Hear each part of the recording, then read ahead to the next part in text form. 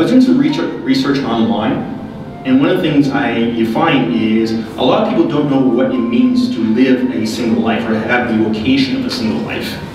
There's a lot of, I would say, misconceptions about it. So I'm always constantly thinking, praying, asking God, what is it you want me to do? What is it that this single life means? So there is that challenge there, trying to understand what it is God's calling me to do at this point in time. And in terms of growing up, it's not something I would have expected or picked. It is something that as I've grown, as I've learned in the faith, this is what I am meant to do. And over the last couple of years, I've been involved with quite a few projects. I was asked to be an usher, and so I started doing that for a bit. And then I do like speaking in front of a crowd, so I thought, okay, I'll sign up for to be a reader. So I started doing that. I was invited to join the Knights of Columbus, which I did. So there's another thing I did to volunteer with the church.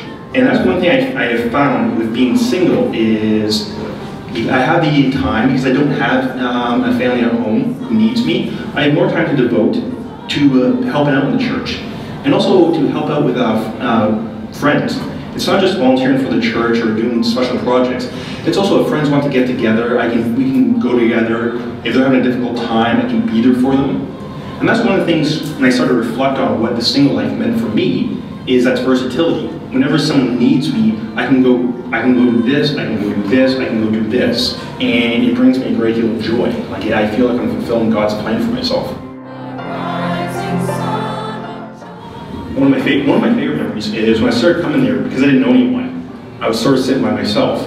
But when we had the exchange of peace, there was one guy who was sitting in the pew on the other end from me. And we always say, peace be with you. So it was sort of a comfort that there's at least this one guy I had some contact with. And then he really surprised me one day because he actually came over and introduced himself to me.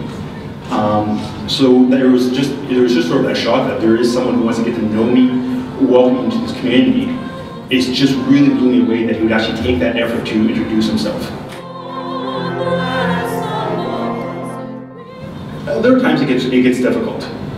I don't mind living on my own, being by myself, but seeing how friends and family, they interact with their families and their kids, there are times I wonder. It gets difficult, but that is where just talking to God and praying to God and saying, okay, am I still on the right path, or do you want me to do something else? Quite a few of my friends, most of them in Toronto, about 4 or 5 years ago, started having kids.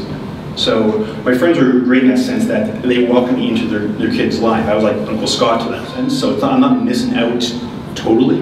It's just a question of, do I want kids of my own, or am I happy with, when they're joyful and playful, when they start having tantrums, like, okay, Mom and Dad, here you go.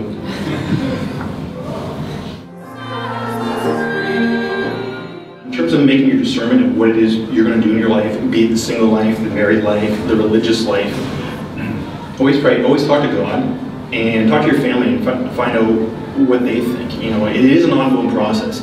Always keep in mind what it is right now, what it is that God wants me to do, now and for the foreseeable future. Thank you for having me.